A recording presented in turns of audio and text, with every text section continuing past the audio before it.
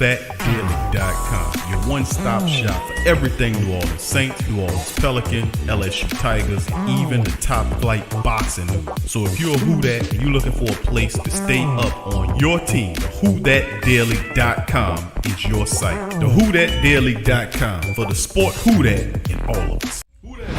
Check out the Pro Shop. That's right, the Pro Shop is the platform store where you can go and buy all the latest merch to support the platform. Available at the Pro Shops, we have dozens of hundreds of products available for you and your family. Unisex tees for men and women, hoodies and sweatshirts, tank tops, kids and baby items, long sleeve tees, mugs, pillows, wall art, bath bedding, face masks, phone cases, stickers, bags, fanny packs, socks, hats, and many other items. Please feel free to check out the Pro Shops. The link is in the description section below. And remember, it helps the platform continue to grow. So check out the Pro Shop and Who Dat too. Who that say they gonna beat them Saints? Who that? Who that? Who that say they gonna beat them Saints? Who that? Who that? Who that say they gonna beat them Saints? Who that?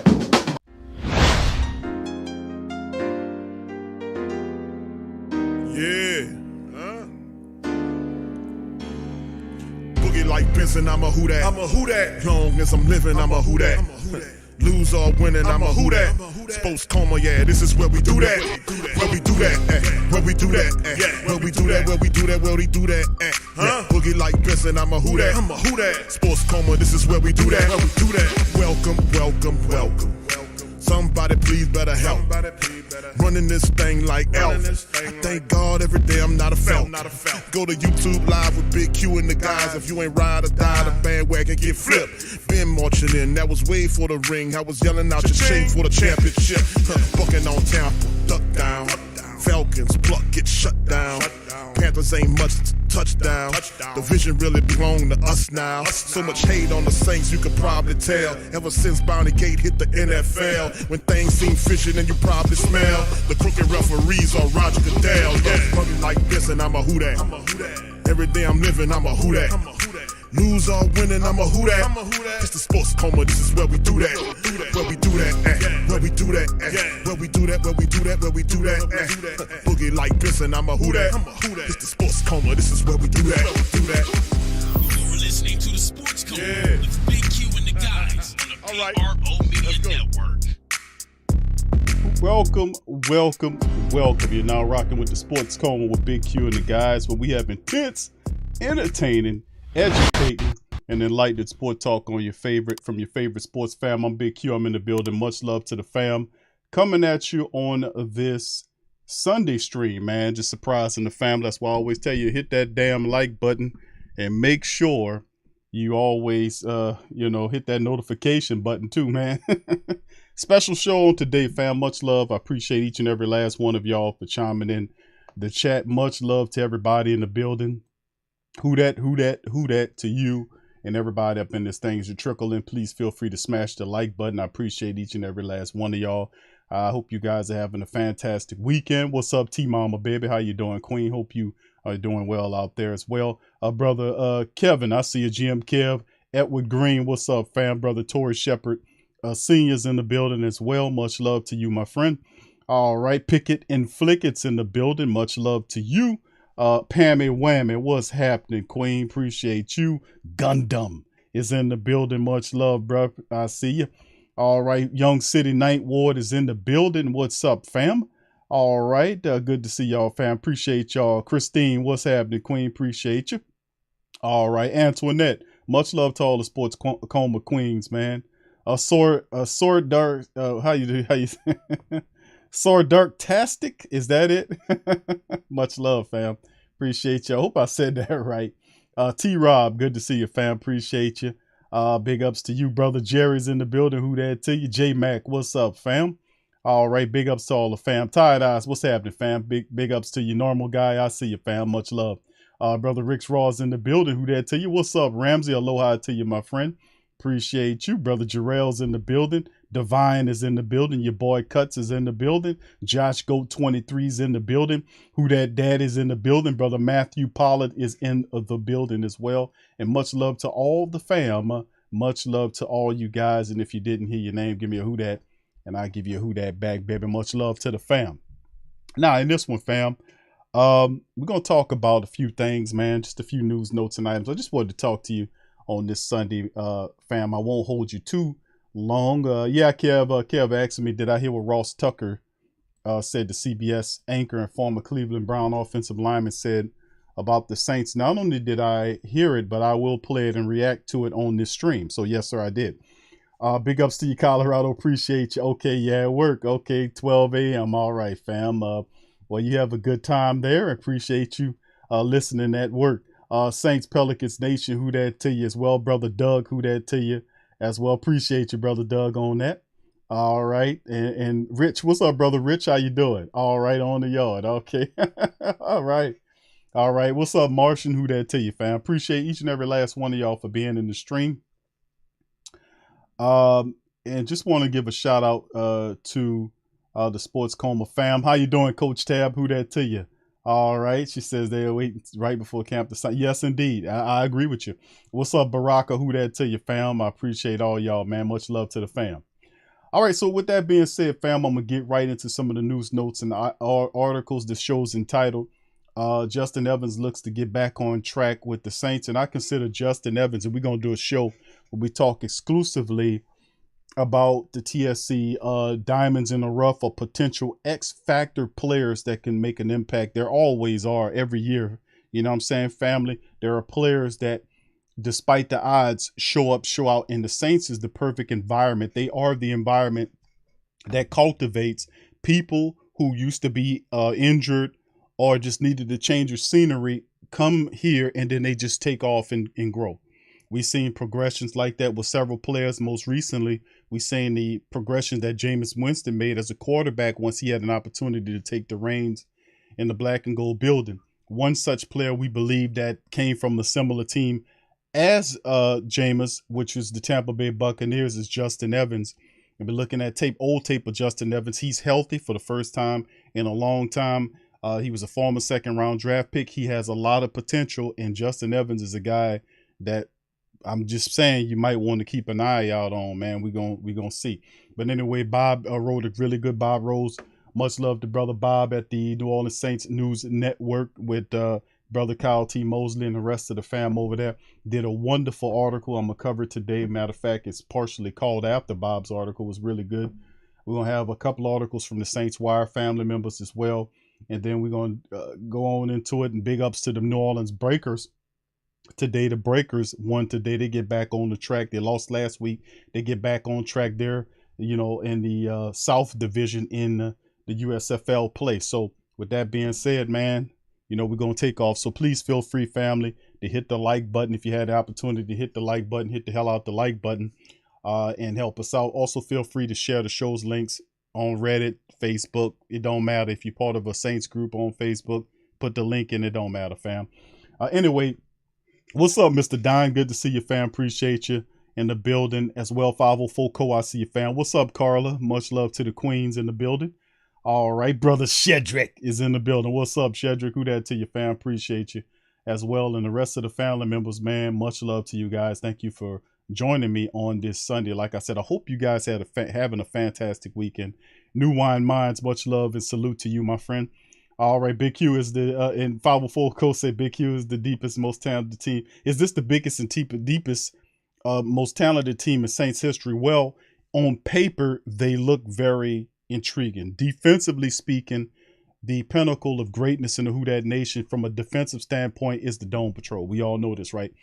Even the great Mike Singletary, who was the captain of the Chicago Bears, punch you in the face defense, a historic defense, said that the Saints Dome Patrol was a Super Bowl caliber defense, and had they had an offense, he said this during the special, that they would have won multiple Super Bowls. This is what Mike Singletary said, which I always considered the games between Mike Singletary and Sam Mills very identical, even though Singletary was a bigger linebacker than Sam Mills were, but their styles were similar. They had the same, almost like they were distant cousins or distant brothers, the way they played the game. Old school linebackers that like to talk. I mean, they really, if you think about it, Mike Singletary and Sam Mills, man, them dudes could have been brothers, man. They could have been brothers. Their style of play was so identical, and how they talked on the field, how they did their thing. But that would be the pinnacle in Saints defense. And I guess if you go back several years, you can go back to one of the top offenses you could pick in the Sean Payton era, some of the most explosive offenses that we had. But to have them together at the same time and have not only that in 1 year, but several years in a row would be problematic for the entire NFL. So this could very well be. Now, on paper, they look intriguing. The reason why I phrase it like that is because they yet to do it on the field. So until they do, get on there and show us. But on paper, they look very intriguing. And people, such as myself, expect them to live up to that billing. And they ain't afraid of no ghosts. So we'll see.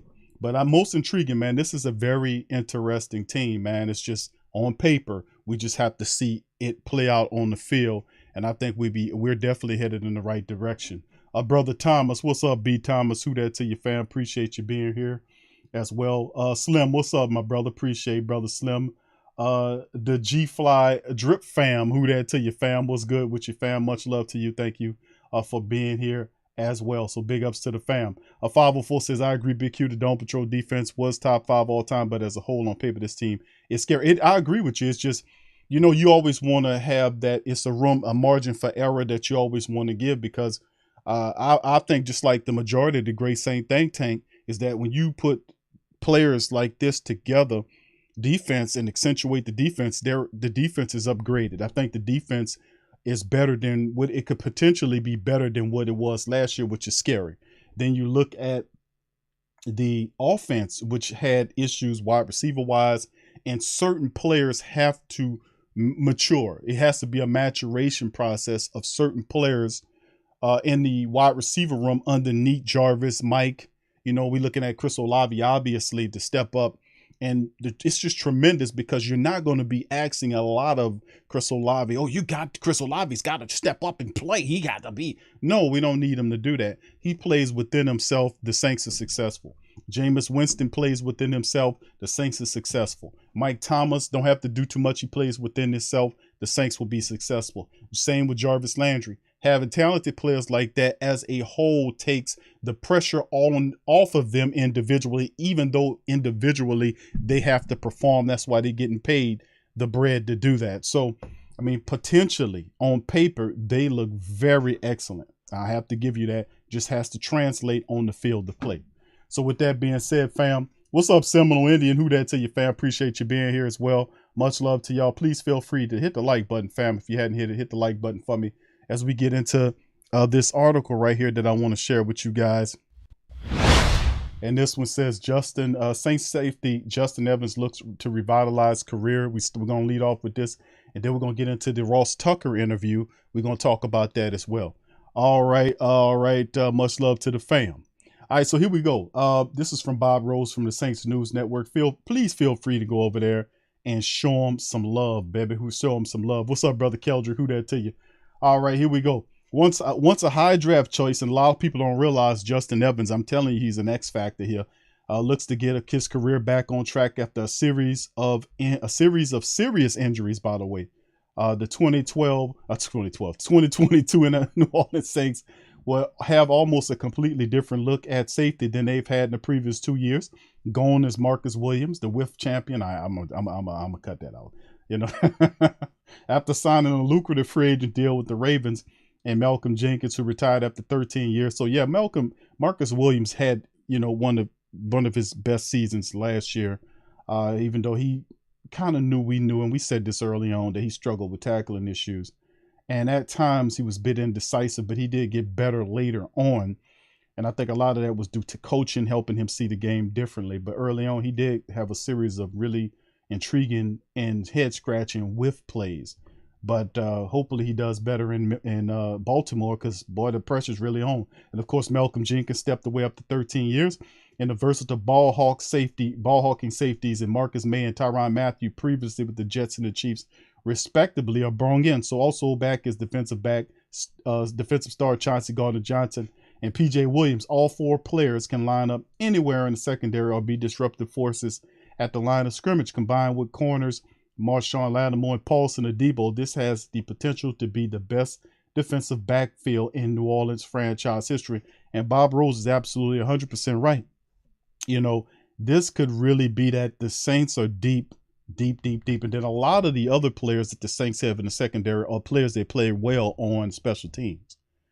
You know, they play well on special teams. So not only did the Saints just bring in guys for the secondary depth and some of these linebackers and players of that sort to help out with their respective rooms, but it's also a special team component to this as the Saints look to do better at the kick return and punt return aspects of the game, and which they did, pretty decently last year. But you always want to kind of help out your offense with field position if you kick return and punt return, and also the coverage area that the Saints did well. Perhaps we could force some more turnovers on that side of the ball like we did last year. You see what I'm saying? But anyway, very intriguing defensive backfield. He's 100% right. All right, roster spots in the secondary look like an uphill battle, especially with the presence of Bradley Roby and rookie Alante Taylor, a second-round pick. However, don't rule out this player battling back from a series of debilitating injuries. He, too, was once a high draft choice. Enters Justin Evans, right? The safety, 6 foot, 200-pound safety, former second-round draft pick for a lot of people. Let's get the skinny on him. Evans was a 2-year standout at Texas A&M, who recorded 4 interceptions, 8 passes broken up, 5 tackles for a loss, 87 total stops for the Aggies as a senior. In 2016, the Buccaneers selected him in the second round of the 2017 NFL Draft with the 50 overall pick. He was the 7th safety chosen behind Marcus Williams, and he went 42nd to the Saints, meaning Marcus Williams. A starter less than a month into this rookie campaign, Evans flashed the speed, range, and aggressive tackling that attracted the Buccaneers in the draft. He intercepted 3 passes, tied for the team lead, broke up 6 others while recording 3 tackles for a loss. An ankle injury shelved him for the last 2 regular season games. Then Evans started in 2018 strong, returning a fumble for a touchdown and recording 5 tackles in an open day game. Remember him against the Saints. Despite playing in only 10 games, his 59 tackles finished second among the Tampa Bay defensive backs. He also had an interception, broke up 2 passes during the year, and Evans then suffered a toe injury that caused him to miss 6 of the team's final 7 contests. An Achilles injury suffered in practice cost Evans the entire 2019 season. The injury was severe enough to keep him on the IR throughout the entire 2020 campaign. Tampa Bay then released him near the 2020. At the end of the season, Evans spent the last year of football out of football while continuing to rehab his foot and Achilles. Before his injury, Evans was fast and physical defensive back, able to play in the single high alignments or close to the line of scrimmage. He's a bit undersized, but is aggressive. Packs a punch as a tackler. He also showed outstanding range as a deep safety throughout his college career and early into his pro career. Now, Evans possessed the athleticism to step effectively into the slot. Once the pass is thrown, he has the ball skills as a receiver. The Achilles may have affected his once outstanding change of direction. However, he still have the raw speed to close on plays quickly, as you can see him right there making the pick. Injuries are certainly a concern. The Saints brought in Evans on a cheap 1-year deal, making him a high ceiling player with 0 risk. Now, jobs and a deep New Orleans secondary won't be easy to earn, but Justin Evans, who turns 27 in August, has already exhibited his passion for football just by coming back from these serious injuries. If he can now approach his play in 2017, 2018, he'd add yet another playmaker to a terrific Saints defense. And remember, by the way, that Marcus May has a DUI situation that will be addressed by the NFL somewhere, probably during the start of the year. Will he be given us a couple of games off for what happened with him? So you can miss him for 2 or 3 games, depending on whatever the NFL discipline will be, as far as that's concerned. Now, let's move on to the next article here, and this is right here that was sent to you. I seen it, Kevin. I appreciate you sending it to me. I had seen it, man.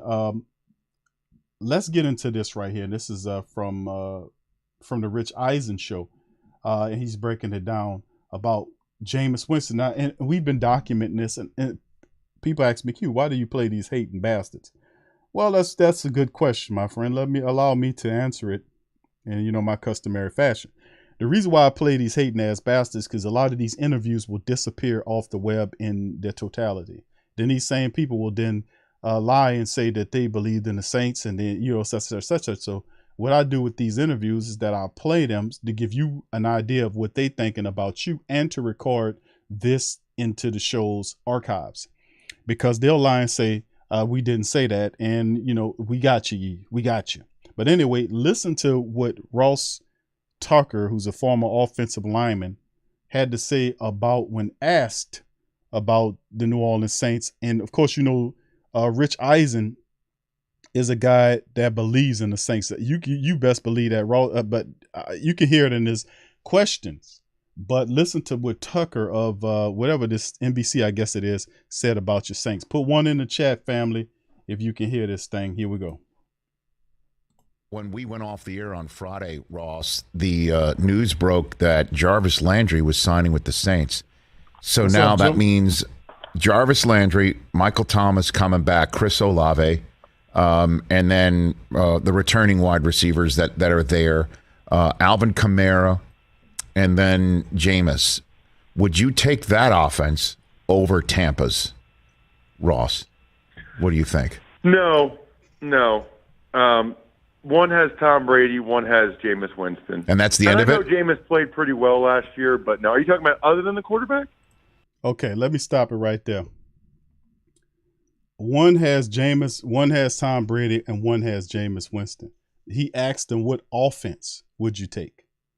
What offense would you take? No. No. One has, and what's your reason for that? What's your rational reason for making that decision? Well, it's simple. One has Tom Brady, one has Jameis Winston. What about the rest of the players around those quarterbacks, dumbass? They can't win by themselves, can you? Well, yeah. Actually, they can.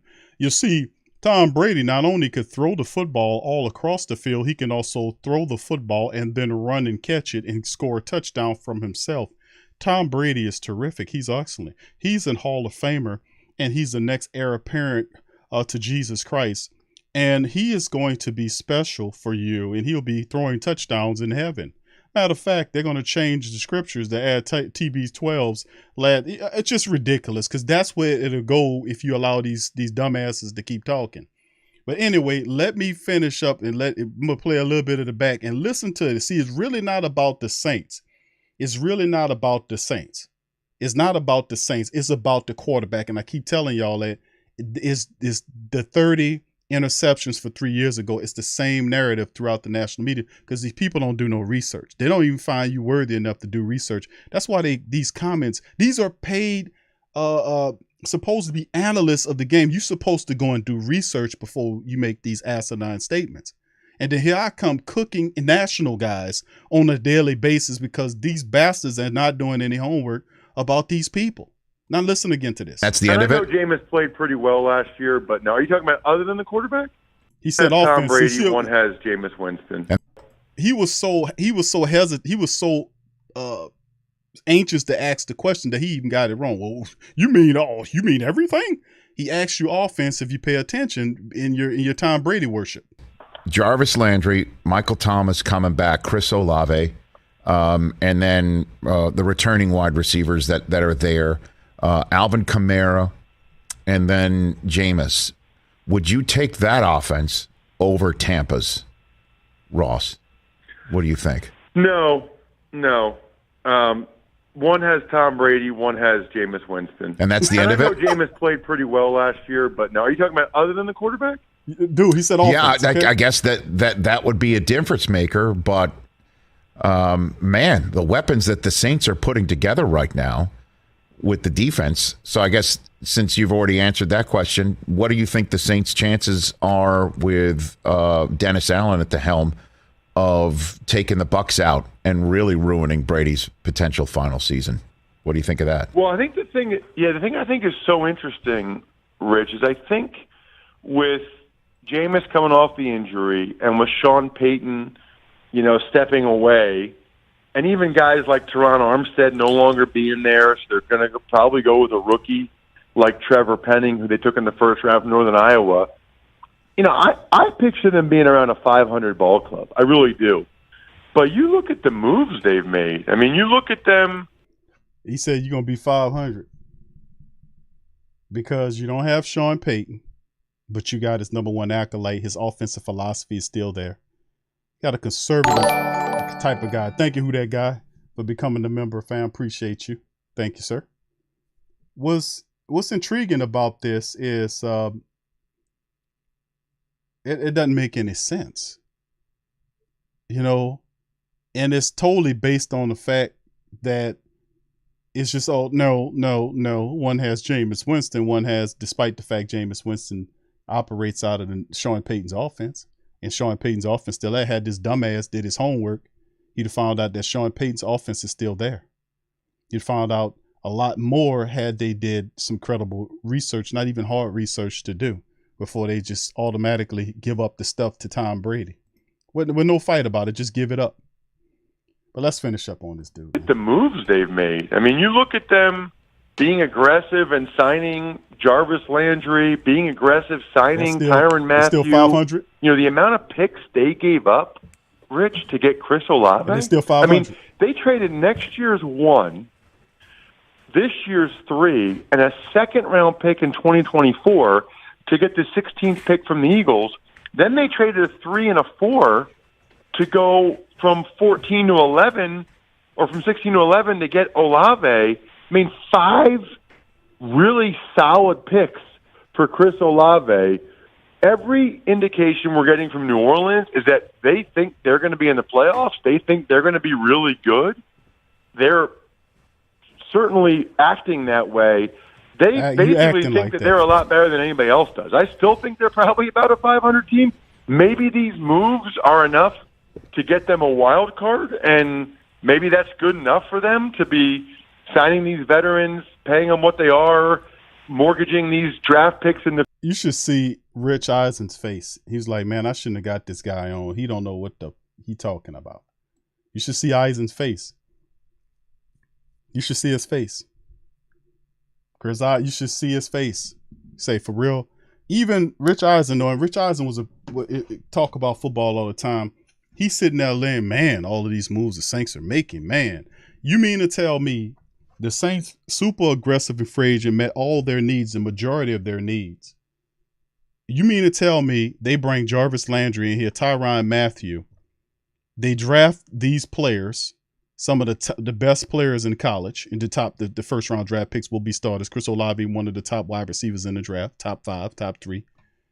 And you mean to tell me they're going to be a 500 ball club that fights for a wild card spot? So obviously he's sucking on Tom Brady to be the guy that beats you, even though you beat Tom Brady every regular season game that he's played. You flattened Tom Brady. Not only did you beat Tom Brady, you embarrass him every time you play him. The only time they got you was in the playoffs when the Saints turned that game over to Tampa Bay Buccaneers by having 4 turnovers in that game. They gave the game to the Bucs on the short field, put their defense in bad spots. The offense stunk and could not stop the groundswell that happened. Some play, I was saying it then when we was covering it, that once that dude fumbled that ball, he should have been pulled out of that game because he wasn't ready to play. And that was the jacket that he wore, is that he was a crumbler in the playoff. He would crumble, and he crumbled for us. And then, you get mad at the Who That Nation because you suck, you stink, you garbage. And we paid that bastard $12-something million a year to fumble a game away and drop passes in the hands of defensive backs for the Tampa Bay Buccaneers. You know who I'm talking about. I don't even think he's worthy of a mention. But regardless of that, this is totally asinine. This is probably one of the worst takes that I've heard. And I've heard some bad ones. But this is probably one of the worst takes from a supposed national network guy that's supposed to do homework. He doesn't realize, or maybe he hadn't done the research to realize that his wide receivers, Tom Brady's wide receivers, are both the top wide receivers are coming off injury, major injuries, both of them. That Gronkowski is not there, and even if he was there, he's slower than ever. Not to mention, you got Leonard Fournette, he's banged up. That the offensive line lost 2 key players, and they have to replace it with younger players. So, I mean, the defense is not what it was before. So they're not the same juggernaut that he sees them that they were last year, despite the fact that the Saints smacked the piss out of them people 4 times in 2 years. So it's just a denial of reality of who you are. You don't sign Landry and Tyrann Mathieu and do these aggressive moves to barely be a 500 team who he says might possibly earn a wild card spot. This is one of the worst takes that I've heard in a while from people. These people, and these are the people that they're hiring to come in and talk about the NFL, about team. These people don't do no homework, man. No, none. Way. They basically think that they're a lot better than anybody else does. I still think they're probably about a 500 team. Maybe these moves are enough to get them a wild card, and maybe that's good enough for them to be signing these veterans, paying them what they are, mortgaging these draft picks in the future. They are very much in win now mode, which I think is really interesting. I don't know if it's a culture thing, and they want to make sure that they can still win even though that Peyton's gone. They want to keep that winning atmosphere there with Dennis Allen. I don't know if they just believe in Jameis that much. I just think it's really interesting because nobody else really seems to think the Saints are as good as they seem to think they are. Oh, okay. Did you catch that last part? Did you get it? Did you get that? Did you get it, baby? Baby, did you hear what he just said? Nobody. Nobody. Nobody believes or thinks that you are as good as who you think you are. Nobody. Let me spin that one back, because that right there, if he was standing in front of me, I would slap the piss out of him. I would have slapped the taste out of his mouth. But let's listen to what that cocky bullcrap arrogance, what he just said. Listen to it again. Sure that they can still win, even though they're very much in win now mode, which I think is really interesting. I don't know if it's a culture thing, and they want to make sure that they can still win, even though that Peyton's gone. They want to keep. Isn't that the idea? Is to win, even though Peyton's gone, despite the fact that Peyton's offense is still in the building. See who you talking to? Because I respect a logical breakdown, but the arrogance in the arrogant bullshit homework doing ass bastard, the way he's talking about this is totally ridiculous. This is one of the stupidest, garbage, worst takes that I've heard from a supposed expert covering the team. Totally stupid, totally back ass, totally bullish and garbage. It's totally fanciful. And you should see Rich Eisen's face while he's saying this. Rich Eisen's like, I'm not going to bring this dude on here to talk about the Saints no more, because none of this is making no sense. Who are you talking about? There are plenty of people that look at the Saints and say, oh, the Saints, this is a Super Bowl team. Even the dumbest, this is the stupidest bastard I ever heard talk about the Saints, this analysis. But even if you talk about Stephen A. Smith and the rest of these dudes, they at least say that you are a championship quality, caliber team. They just point at Jameis Winston and says, Jameis Winston is not a QB, a Super Bowl QB. That's what they say. That's what they say. But this guy saying nobody believes that they're as good as who they think they are. And it's because he considers himself a part of the Tampa Bay unit, obviously, for them. Not even the Tampa Bay people would say that. You ask brother Big Game James, who covers the Buccaneers, he wouldn't even talk like this about. He know the Saints is serious business. This is just like this. Let's finish up and we'll get out of it. It's a culture thing, and they want to make sure that they can still win, even though that Peyton's gone. They want to keep that winning atmosphere there with Dennis Allen. Winners do that. I don't know if they just believe in Jameis that much. I just think it's really interesting because nobody else really seems to think the Saints are as good as they seem to think they are. Hey, you watch. Nobody else thinks you as good as you think you are, even though your defense is a Super Bowl caliber defense. Your special teams is a top 5 unit. Your offense last year struggled because of injuries. You had 54 different starters, which was an NFL record, dealing with C-19 and injuries. You get Jameis back healthy. You get Mike Thomas back healthy. You got Elvin Kamara dealing with his stuff, but he'll be back in point. The Saints are a deep team. You had Jarvis Landry, Tyrann Mathieu, Marcus Mays, and several other intriguing young players, including in the draft and undrafted sectors, and you're not that good. You might be 500. You might squeak through and get a wild card, but at the end of the day, you're just cannon fodder for the Tampa Bay Buccaneers, who you eviscerate and annihilate and humiliate every time you play them. And the only time they beat you is when you were foolish enough and didn't come to play properly and turn the game over to them. Credit to them for taking short fields and converting them into scores, because that's what a team's supposed to be doing in the playoffs. But the Saints basically ushered themselves out of the playoffs. The Saints were winning the game by double digits. Had they not been stupid and they've done and stayed within the confines of the game and been fundamental like you're supposed to be in the playoffs, then you would have marched right past them in the blowout. But, like I said, you got to handle the goddamn business. And it's up to us to tell the truth, because these fanciful idiot media types will never tell you the absolute truth about the New Orleans Saints, because they don't care to. They're too busy kissing and sucking on Tom Brady. They're too busy worrying and trying to upgrade or elevate all these sucky markets that are absolutely pitiful. The Giants stink, the Jets stink, and all these other teams. You finally got the Rams to get one after building the stadium right there. They was doing all this fanciful stuff to try to help them win. We knew 3 years ago when the stadium got built that the Rams was going to win a Super Bowl. Tell me that y'all didn't know that was going to happen. I mean, you get a stadium, you get a Super Bowl, right? Didn't they tell you that? Well, it worked for the Rams, didn't it? Just watch out for the Raiders too, because that's another one. They were on their way with Chucky, but that got derailed with all the nonsense he was doing. But the bottom line is that's one of the worst takes that I've ever heard about the black and gold. That was totally stupid. And then the reality is it was a snipe at Jameis Winston. See, most of the commentators say that the Saints are a Super Bowl or championship level team, but the quarterback is not. We played Mina. We played Stephen A. Smith. We played this dumbass right here. See, what they'll say is they'll go back like Stephen A. goes back 3 years ago and says, hey, man, well, I believe in the Saints, but it's Jameis Winston. He threw 30 interceptions in 1 year. But don't mention the 33 touchdowns he threw. Don't mention the 5,000 plus yards he threw to lead the NFL that year. You see? It was once the great Malcolm X that talked about the media as a weapon.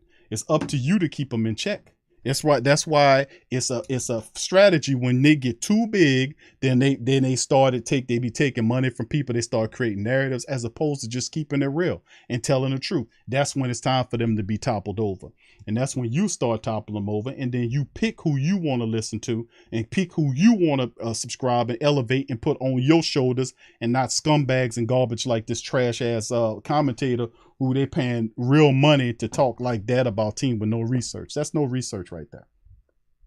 No, it's just ridiculous. It's repugnant, man. But it's easy cooking these guys. It's easy cooking. They easy work.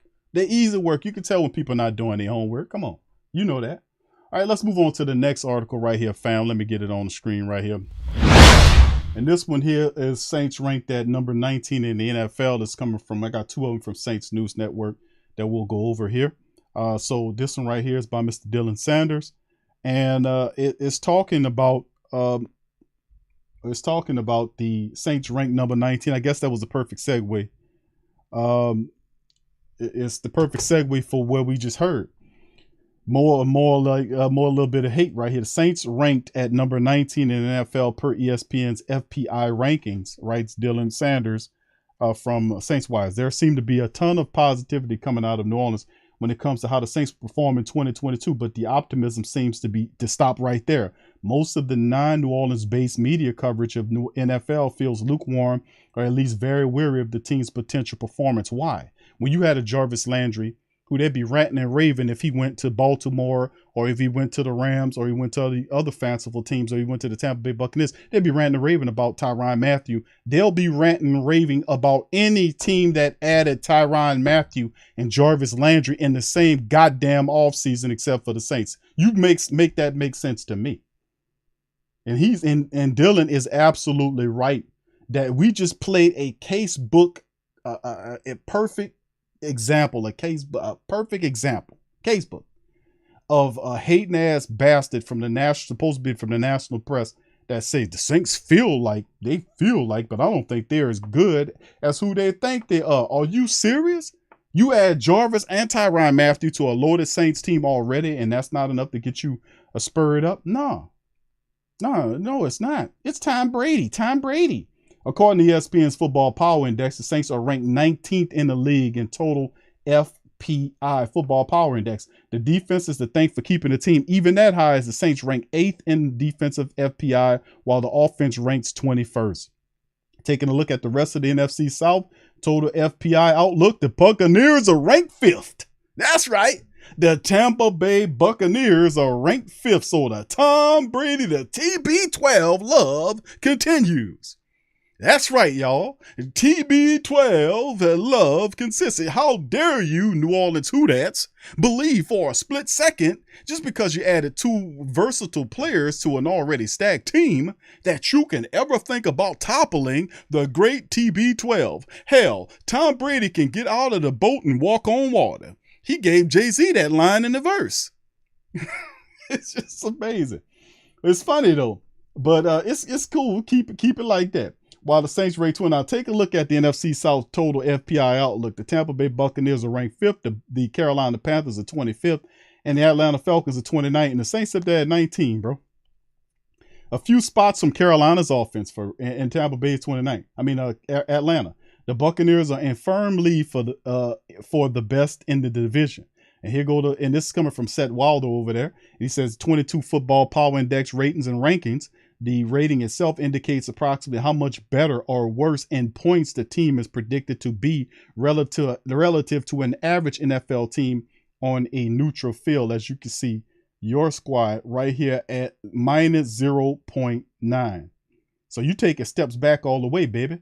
The Saints they have a 48.5% chance to make the playoffs.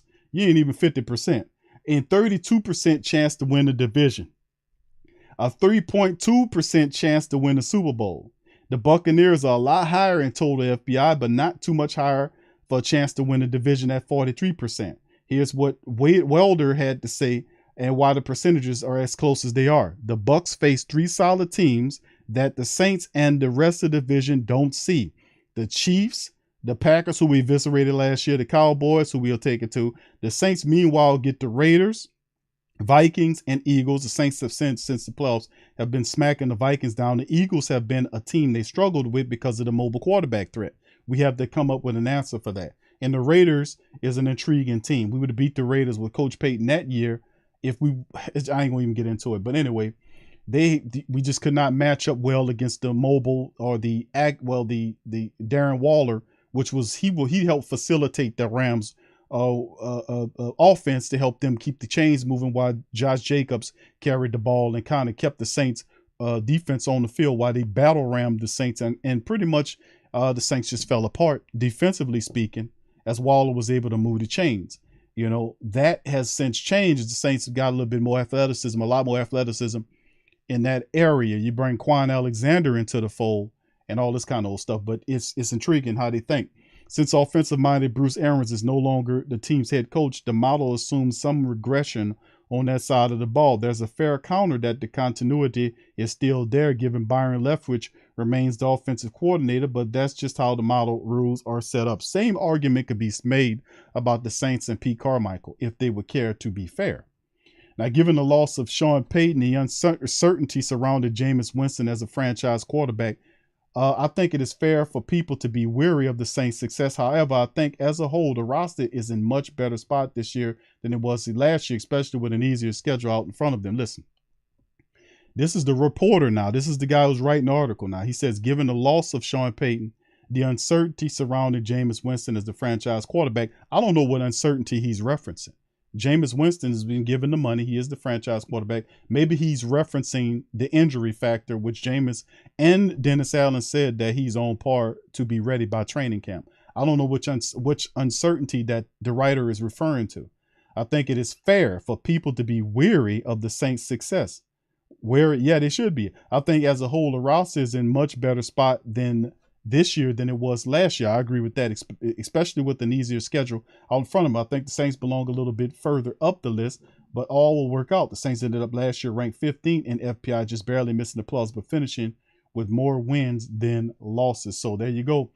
Segue of hate from some of the national people, but that's all right. We want them to hate. I don't want them to be on our side, but that just show you how thrown off these people are. Okay, going to the next one. It's a combination of writers here. 8 Saints whose roster spots are in jeopardy in 2022. All right, let's talk about it. The Saints have built a stronger roster ahead of 22 season, but the competition to make the team might end up leaving some familiar names on the outside looking in. With roster cuts on still distant horizon, even veteran players have some things to prove once the Saints gather for training camp. Everyone knows the NFL stands for not for long, and these opportunities aren't guaranteed. Here, 8 players will be watching closely over the summer. Number 1 on the list is Juwan Johnson, the wide receiver turned tight end. Juwan Johnson seems to be on the edge of getting pushed off the roster with new potential film time role of Taysom Hill and Adam Trautman. Nick Vannett both fulfilling more complete blocking assignments. A practice squad position is likely for him as he still holds a ton of potential as a receiving tight end. He also seems to be a positive in the locker room. That's Sanders, giving Dylan Sanders talking about that, throwing Juwan Johnson in there. I would have to disagree, Dylan, on this one, even though I do like your breakdown of the other tight ends. I would have to disagree. I would simply add to your argument or to your article to say this, is that I don't think Nick Vannett is ahead of Juwan Johnson. I think Nick Vannett is a person that needs to step his game up. The only positive that you can say about Nick Vannett at this stage of his development is that he's probably the most veteran tight end on the squad. That's pretty much all he said. But you couldn't count on him last year. Can you count on him this year? Juwan Johnson, to me, is a lot more athletic than Nick Vannett. That's obvious. And he is also a person that will get in the red zone and cause problems. He's physical. He knows he's a good blocker. He's catching the ball, and he's shown you more production as a receiving tight end or a complete tight end than that of Nick Vannett. Juwan Johnson has caught multiple touchdowns, and had he not been, he had an injury or so, and then he was put in Sean Payton's doghouse during the season when he missed several games. I think Juwan Johnson has more upside than a Nick Vannett. We'll see, though.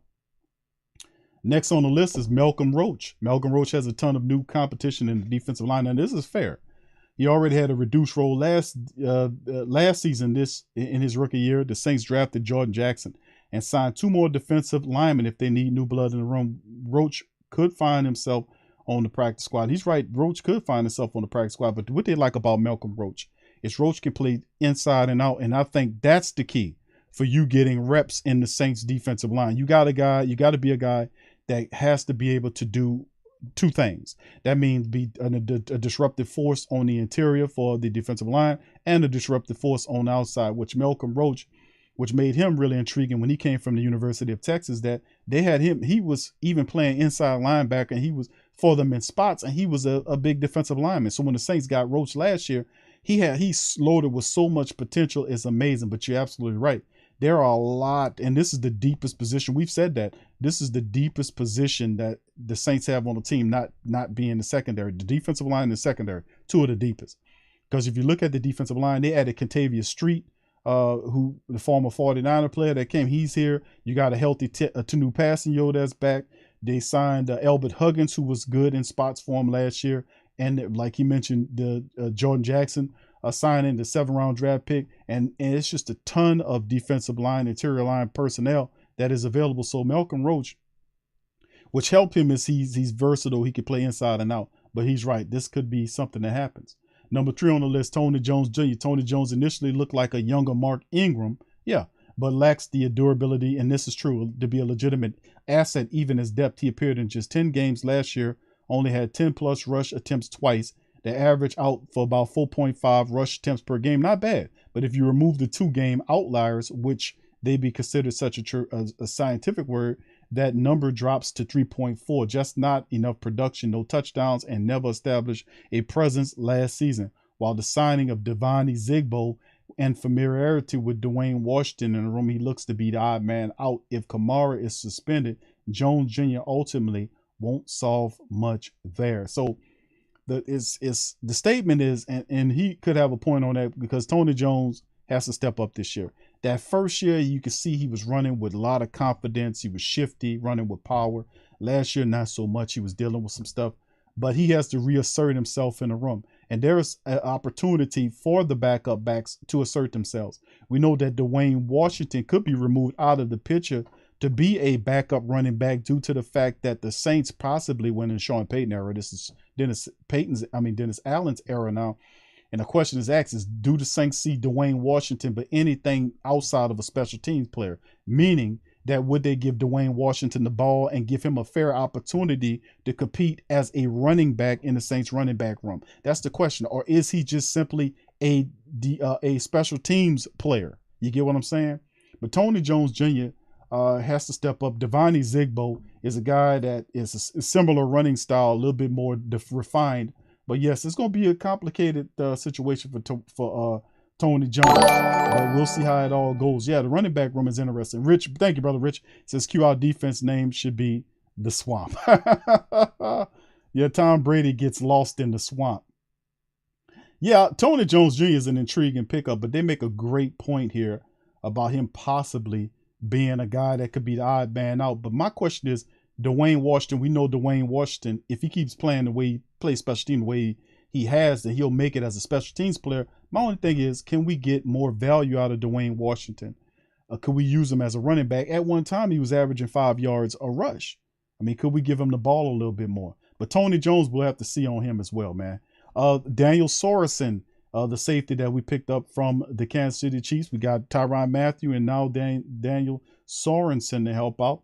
Now, his athletic ability is just not there. But what I do like about Sorensen is he has high IQ. Athleticism is fleeting, and he's probably on the tail end. He's definitely on the tail end of his NFL career. But he can help out in special teams. Like I said, smart player, has to compensate for his lack of athleticism by being able to see the game differently. That's the only way you're going to stay. If you don't have any athletic ability, you got to have a high football IQ to keep being on the field and making an impact. He has some curious plays with the Kansas City Chiefs last year, head scratchers, but it's in terms of a special team safety, a guy that can help out. I mean, a player on special teams, we'll see.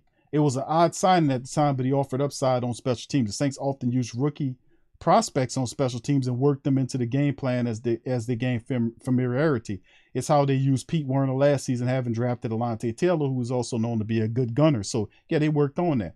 DeMarco Jackson offers upside there, as well as does Andrew Dowell, who's already on the team and makes a great case for sticking as a result. Now that the safety room is filled with Tyrann Mathieu, it'd be a bad situation depth-wise to see Sorensen have to slide in that role, seeing as they have younger players that can fill out the special teams room. Sorensen doesn't seem like a long-term signing. I still say Sorensen, unless he just completely bombs, should be able to stick and stay on the team. My thing is he's a special team addition that should help the Saints there. I don't think he's a guy the Saints brung in to be a starter, perhaps. You know, none of that. PJ Williams, if you have an issue with Marcus May missing the games because of the DUI, and he serves that little suspension for the 2 or 3 games, whatever the NFL comes down with him, you'll probably see PJ Williams there. We mentioned Alontae Taylor there. So the Saints have guys that they can bring in to help out. I don't think Sorensen's a guy that you want to start. If you start in Sorensen in your secondary, you got problems. No doubt about it. At this stage of his career, Daniel Sorensen is a special teams commando. That's all he is. All right, and then this is everybody's favorite. We get to Mr. Kevin White. As you can see right there, they put up a picture of him dropping the ball right there. And he got gloves on. Isn't that crazy? He got gloves on. This dude got gloves on and still dropped the ball. Good grief, man. What he got on his gloves? Bacon grease? But anyway, he should have been number 1, by the way, fam. This guy should have been number 1 on the Kevin White, after drafting a dynamic receiver in Chris Olave, signing veteran Jarvis Landry, and with the expectation that Michael Thomas will return, there just doesn't seem to be much room left on the roster for Kevin White. Last year, starting wide, he shouldn't have been on the roster last year. We know this. Last year, starting wide out, Deontay Harty, Marquez Callaway, Traquan Smith are set to be pushed down the depth chart into slots 4 and 6, while White could conceivably challenge for a role. New faces like undrafted free agent Dejon Dixon may present a roadblock if they have a standout camp, which probably he will. White's single catch in 21 was a beauty off a deep ball, but one catch off for 5 targets isn't enough to establish much confidence. He got a super cheap deal. But the reality is Kevin White shouldn't be on this team. He shouldn't have been on this team last year. And he was actually stealing reps from guys that should have been playing like toward the back end of the season, like Quine Baker should have been a guy that should have been playing. He was a 7th-round draft pick a couple of years ago. He should have been given an opportunity to see what he can do. But we trying to play around with Kevin White. This is Sean Payton here. This was Sean Payton's move this Kevin White situation. Now they brought him back. Now to be fair to Kevin White, he stunk last year and pretty much over the last several seasons dealing with injuries. And at a point you realize, you hear that bus label, they throwing bus at Kevin White because he was a top 5 wide receiver pick several years ago. He's been hurt, banged up, never pulled it together. Saints like his size and speed, but he has mental issues, confidence issues, which are sometimes even more difficult to overcome than physical ailments. The issue with Kevin White, which I'm thinking could change, is the fact that Cody Burns, which is the new wide receiver head coach, could make him see the game different, could establish, give him confidence again. Could. He'll have pressure, but if not, then he won't make it on this team. It's too many talented wide receivers, and even the undrafted historical black receivers that he brought on, what's his name, Allen, another guy. So he should have been number 1 actually. Number 6 on their list is defensive back Bryce Thompson. New Orleans secondary went from losing safeties Marcus Williams and Jenkins to adding replacements in May and Matthew. Not only that, the team also brought back versatile defensive back PJ Williams, veteran and core special teamer Sorensen, added additional pieces like Alante Taylor. Meanwhile, JT Gray, good mention there, is firmly entrenched in his high impact role there. And he made the Pro Bowl last year, so pretty good there. Depending upon the numbers as the Saints keep across the secondary, the second-year undrafted free agent may be on his way out. However, he has a good chance at continuing with the team if he can show he's a greater special teams value than free agent addition Sorensen. With the Saints' focus on special teams this offseason, there should be many elements of these battles to watch throughout camp, and that's Brother Ross. He dropping his science on that, and I agree about the Bryce Thompson thing. He can end up on the practice squad as well. He should, though. And then, of course, we talk about Bradley Roby. The Saints restructured his deal. Saints won't be able to keep all their defensive backs, and a player on the older side whose release could free up some small salary cap space might get moved out. Think about Latavius Murray's situation last year. Roby did sign an extension with the Saints early this offseason, but after drafting Alante Taylor in the second round, they may not have room for Roby, along with Marshawn Lattimore, Paulson Adebo, Taylor, PJ Williams, and any undrafted rookies who stand out over the summer. Roby has his work cut out for him in holding on to a roster spot. This could be very real. Bradley Roby has not wowed anybody since he's been down here. We know he came in and had to figure out the Saints defense. He'll have a full year in terms of a full camp this year and trying to figure that thing out and try to make it together. And the Saints have a lot of competition in the cornerback room. We'll see what happens with Bradley Roby, man, but he definitely got to step up or step out. And, of course, you look at Traquan Smith, another guy. Good mentions here by these guys. Traquan Smith, Brombat Smith did return to New Orleans as a 2-year deal earlier this offseason, but there's very little guaranteed money in that contract, and it won't preclude the Saints from letting him go if other players make a strong impression during training camp. Now, this is true. Even though it's a 2-year deal, the second year is an option year for the Saints, so really it's a 1-year deal. And he's right at that. After adding Chris Olave and Jarvis Landry next to Michael Thomas on top of the depth chart, Smith is in danger of getting muscled out of the rotation. Behind them by Hardy and Callaway and maybe some undrafted standouts like John Dixon and Rashid Shaheed. He's got to step it up, absolutely. And these are good calls right here because Traquan Smith, no pressure on him this year. Once again, new wide receiver coach there in the room. Traquan, nobody's counting on Traquan to do anything anymore, family. I mean, when he signed this year, it was no pressure. We already got Chris Olave. That's the guy that will be Mike's new complement. Traquan's on outside looking in, merely a reserve piece to help the black and gold out. And he more than likely, if he can stay healthy, he probably going to have his best season as a Saint, potentially, because of the fact that, like I said, there's no pressure for him to do that. If he can simply stay healthy, he'll be all right. And by the looks of it, if everything shake out the same, he probably would be buried on that depth chart. We'll have to see. But these guys here are intriguing. So you got Traquan Smith there, Bradley Roby, Bryce Thompson is mentioned, Kevin White should be number 1, Sorensen's there, Tony Jones Jr., Malcolm Roachin at the top of the list, Jawan Johnson. So good article right here by the guys. Final article, fam. Final article of the show. This is from Bleacher Report. The best kept secret on every NFL roster heading into the 2020 season. Maurice Mouton or whatever is on the scoop right here, and he talks about this. He said beyond NFL stars and many often overlook the number 3 wide receiver, the rotational edge rusher, or the 1-year starter in the secondary. but those reserves and budding playmakers have a lot more to offer. These are the league's best kept secrets, and for our purposes, it means they don't have a Pro Bowl or all pro accolades for their roles on offense or defense, but we have included standout special teamers with those honors. Most of the selections have limited starting experience or haven't been able to distinguish themselves at non-premium positions. We've excluded first-round picks because of their high expectations for them and rookies, since they don't have pro production regular season or preseason. Who deserves more buzz? Let's shine a light on the unheralded contributors across all 32 rosters. Of course, I'm going to spare you some of the other ones that they make mention, because we don't care about those other clubs, or we only care about the black and gold, right?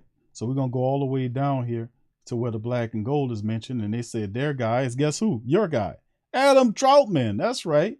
That's who, all that stuff I just read, and they said this is the guy right here for the Saints. Let's see what the rationale is.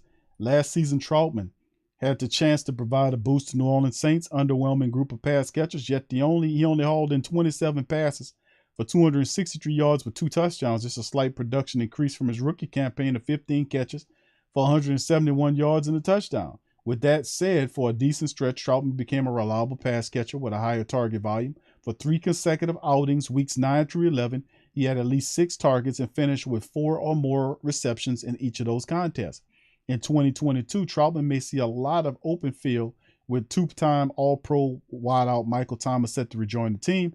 NFL Network Rappaport and Jarvis Landry's arrival, perhaps rookie first-round receiver Chris Olave commands some attention and coverage as well. If quarterback Jameis Winston finds his rhythm and spreads the ball, Trautman could benefit from an improved pass-catching group. Nonetheless, he may have to share looks in an aerial attack with versatile playmakers like Taysom Hill, who, according to Dennis Allen, will focus on a role at the tight end. So their Mouton's commentary is that unheralded player that must step up player is definitely Trautman. Trautman will be starting for the Saints this year. He will be that starting tight end. He has gotten better with his blockings. The issue is, what's up, Big Papa 4651? Tro blew it. I see you, fam. Much love to y'all. Appreciate you. Brother Dada in the building as well. Much love, fam. The reality is this. If you look at Trautman, the reality of Trautman is that he got to step up this year. He's been a better guy for the black and gold in terms of his blocking.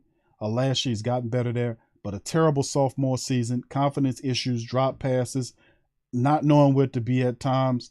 Trautman is a dude that this is in his 3rd year. He got to step up. Is the pressure on Adam Trautman? I wouldn't say it's on Trautman. I would rather say that the pressure is actually a certain amount of pressure would be on Trautman, but the reality is pressure is elsewhere in terms of the Saints offense, which means he going to get a lot of targets from Jameis underneath, because Michael Thomas is back. He's going to get doubled. You're going to see Chris Olave will take the top off their defenses. Jarvis Landry operating in the slot. You'll have Elvin Kamara back eventually once he goes through his stuff.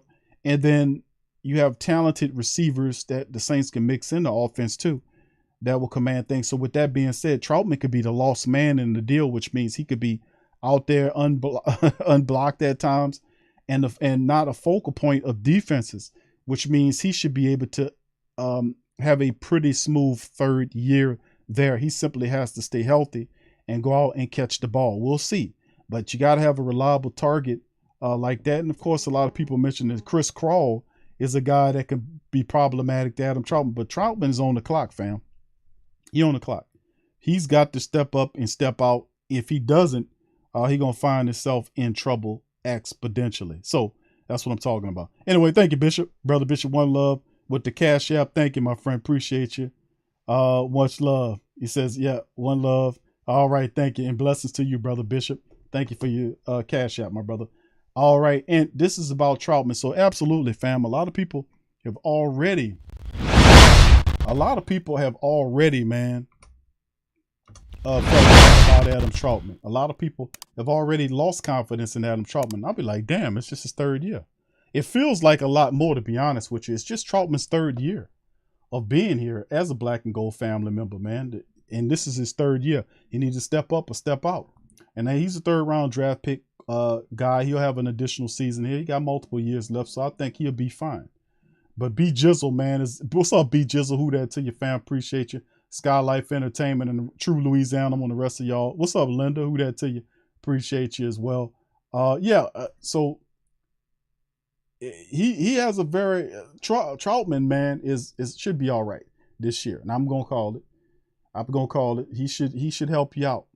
And plus, a lot of his role, he'd be having Adam, you'd be Trautman, you'll see Taysom Hill in there. So he kind of getting walked through this thing. So I don't expect Trautman to have a bad year this year. I actually think he'll definitely have a better year than he's had since he's been here, with his top year being 27 catches for 263 yards and 2 touchdowns.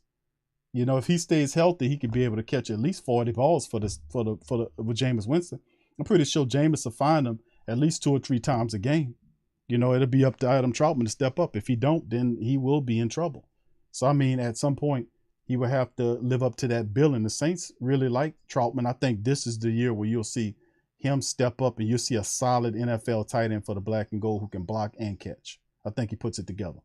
So, with that being said, fam, listen, I appreciate y'all, man. Thank you, brother. Thank you, Bishop, for the Cash App, man. Who that daddy says, do you think about bringing back Hakeem Hicks, Big Q? Yeah, we talked about that on a previous stream. I do think that it'll be interesting to bring back a player like Hakeem Hicks because of the history of the Black and Gold organization and Mr. Hicks. I think I didn't like the way he left. I thought the Saints, I think it wouldn't be a bad move. He would definitely have competition interiorly speaking. You sign him, he starts next to David Onyemata, just like that. He starts right next to him as soon as you sign him. So if you sign him, he's a starter. It's the same with Quan Alexander. I think Quan Alexander is another guy the Saints going to get eventually. But yeah, Hakeem Hicks would not be a bad move. I would co-sign that move. Thank you, fam. All right, appreciate you. Being on. B says, man, Trout needs to take a backseat to Juwan Johnson. Yeah, I hear you on that, but the Saints are going to give Adam Trautman every opportunity to start. They are, because of the draft capital they put in them. Juwan Johnson is an undrafted guy. They're not really, it's most of the time it's about draft capital, about, okay, we gave up some picks to get this guy in the 3rd round. We moved up to get him or whatever.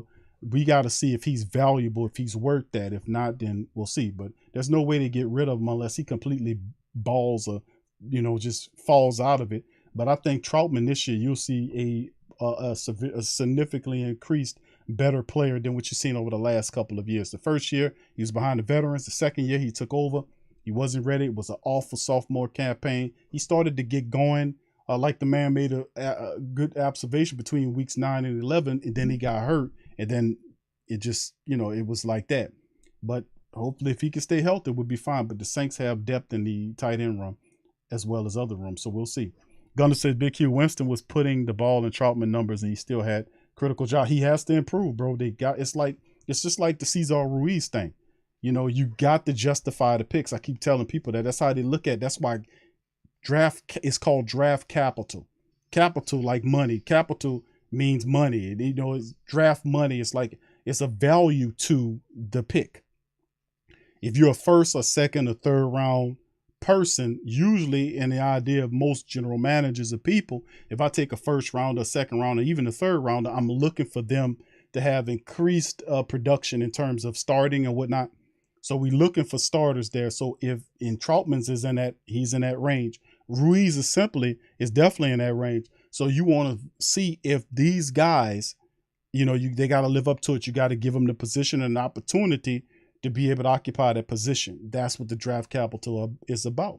Most of the times, if it's undrafted, it's not the same feeling. It's not respected as much as those guys would then have to make a name for themselves to beat out the drafted guys. It's even though they have the contracts of being drafted, it's a certain thinking involved, monetarily speaking, in terms of cap, or not cap, but in terms of value on the picks. And you have to justify the Ruiz pick. You have to justify the Trautman pick. That's a part of the game. All right. So, I think he'll improve this year. Because, look what he did the last couple of years. I think he'll get better. All right. Kai says trade Cesar Ruiz for Buffalo. They're going to give Ruiz an opportunity. Like I said, I want to see what Doug Marrone does with the kid, man. It's tough, man, but he'll have to pick it up. All right, Dana says, what's up, Dana? She said, our tight end room is nice, though Taysom, Jawan, Crawl, and the Trautman balls out. it's a wrap. Yeah, it's a very deep room. A lot of inexperience there. I was wanting the Saints to pick up a veteran to kind of stabilize that room. It's still time. We'll see. Attempt says Cesar Ruiz and Pro Bowl Pete weakest he says weakest link guards. Well, remember, a lot of people, Andrews Pete has to stay healthy. And I think that'll help his play. He got to get healthy. Cesar Ruiz is everything. I mean, he's not been a guard before except for the experience he's had over this is in his third year last year. Him playing guard reps, and he's not exactly strong enough. He gets lost most of the times. Not most of the time, but a lot of times he gets lost. You put the film on. Poor kid. So, I mean, at the end of the day, Doug Marrone got to get these guys on page because Teron Armstead's gone. You got a rookie there in Pinion. You got to get it together. So it's improving the offensive line has to do because it's all based on the offensive line play. Make no bones about it. Even though you got Jarvis and all these and Chris Olave, that's nice and all. But remember, it's all based on the Saints offensive line play. The Saints offensive line must dominate and give Jameis time to find Chris Olave, find Michael Thomas, find Jarvis Landry, or Trautman, or whoever else you're going to throw the ball to. And they must open up holes for the running backs. If it's Alvin Kamara, Mark Ingram, Tony Jones Jr., Chris Devine Zigbo, or anybody else that they bring in here. The offensive line is all about the line. The line has to dominate. And Doug Marrone is the new offensive line coach. He has to get these guys on the same page with the mindset to dominate. So it's the line's a big part of the success on the offensive side of the ball. With Tyron going to Miami, the attitude, what is the attitude? That's why they got a big nasty bastard like Trevor Pinion with that attitude, because that's what, like last year in many spots we was missing that attitude. That's why they went after that guy. He has that mean streak, and that's what the Saints offensive line has to have. They have to have the mean streak to dominate in these games, to give their offense an opportunity to shine. That's what it's about. So, I mean, at the end of the day, we'll see. Anyway, what's up, Jedediah, bro? You said a lot of folks gushing over the weapons on offense, but if the O-line, I just said that. You're absolutely right, bro. James, what's up, fam? Real question. Did Sean hold Drew and the team back? We love Sean, but with Drew's response to the latest moves making him want to come back, Mike's excitement with Olave, other things, let's be real. Yeah, well, we know if Coach Pate would sit there, he would definitely pick Chris Olave because that fits his mindset on Ohio State guys. So I agree with you on that. The LSU stuff, that wouldn't have happened in my book. Yeah, you're right, Yamil. Yamil says Pete has 3 Pro Bowls, and I've been saying that. I always say that. Pete has multiple Pro Bowls, but people just look past it like it ain't nothing. It is difficult to get a Pro Bowl in the NFL, fam. And the credit to Pete, he had multiple Pro Bowls at a position that he wasn't drafted at. And you sitting up here watching the guy that was drafted at center struggle to play the guard position. So we should have some more respect and a little bit more, I guess a little bit more respect is the key word there for a guy like Andrews Pete, who plays when he's hurt.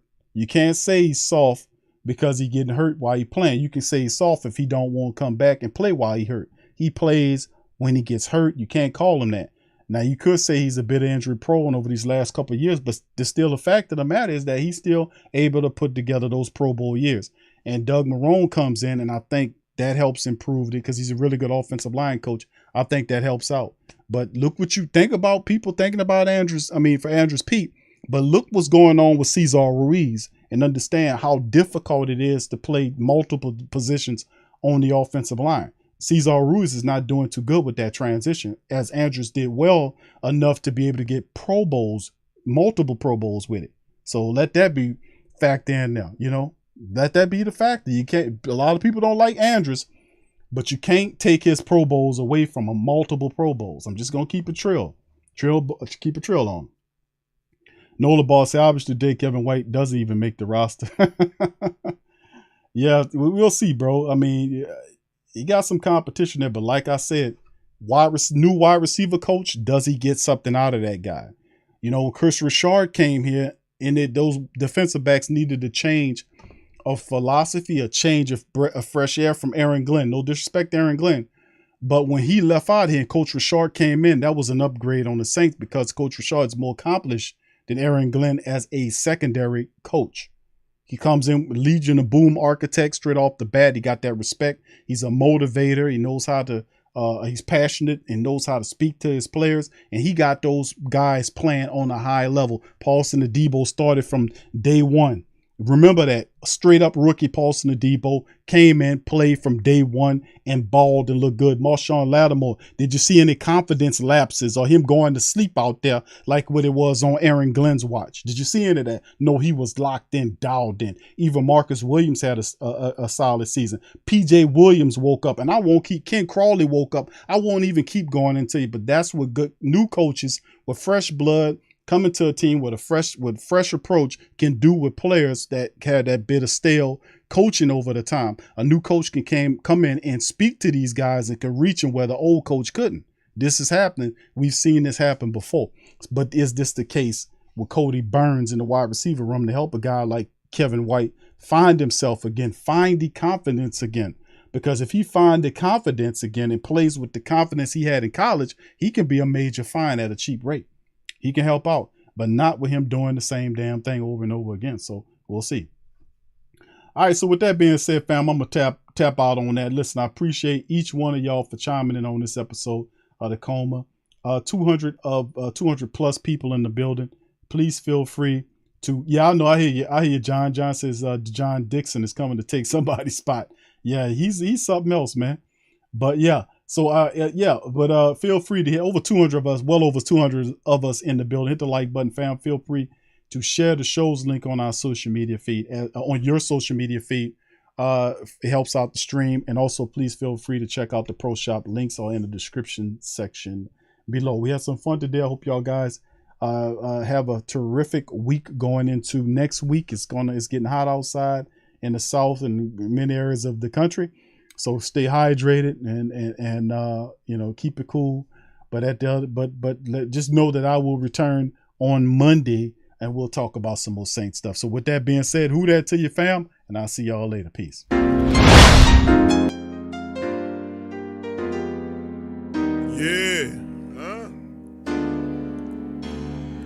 Boogie like Benson, I'm a who that. I'm a who that. Long as I'm living, I'm a who that. Lose or winning, I'm a who that. Sports Coma, yeah, this is where we do that. Where we do that, where we do that, where we do that, where we do that, where we do that, Boogie like Benson, I'm a who that. I'm a who that. Sports Coma, this is where we do that. Where we do that. Welcome, welcome, welcome. Somebody please better help. Running this thing like Elf. I thank God every day I'm not a felt. Go to YouTube Live with Big Q and the guys. If you ain't ride or die, the bandwagon get flipped. Been marching in, that was way for the ring. I was yelling out your shame for the championship. Bucking on town, duck down. Falcons pluck, get shut down. Panthers ain't much touchdown.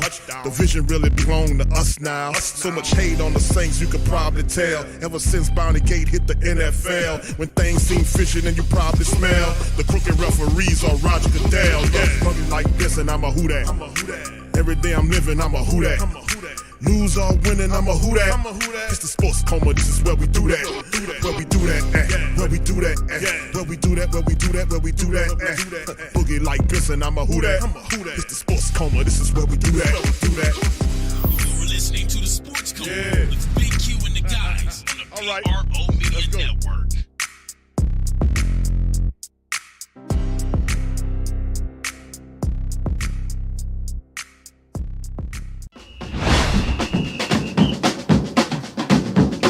Say they gon' beat them Saints. Who that? Who that? Who that say they gon' beat them Saints? Who that? Who that? Who that say they gon' beat them Saints? Who that?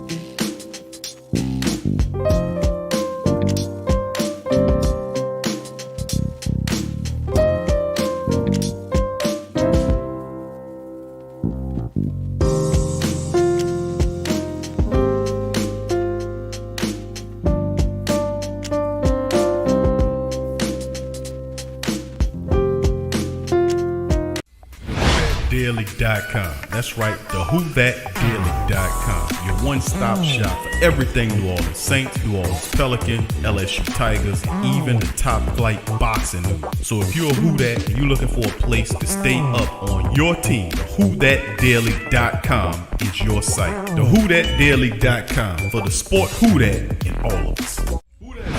Check out the Pro Shop. That's right, the Pro Shop is the platform stores where you can go and buy all the latest merch to support the platform. Available at the Pro Shops, we have dozens of hundreds of products available for you and your family. Unisex tees for men and women, hoodies and sweatshirts, tank tops, kids and baby items, long sleeve tees, mugs, pillows, wall art, bath bedding, face masks, phone cases, stickers, bags, fanny packs, socks, hats, and many other items. Please feel free to check out the Pro Shops. The link is in the description section below. And remember, it helps the platform continue to grow. Check out the Pro Shop and Who That too.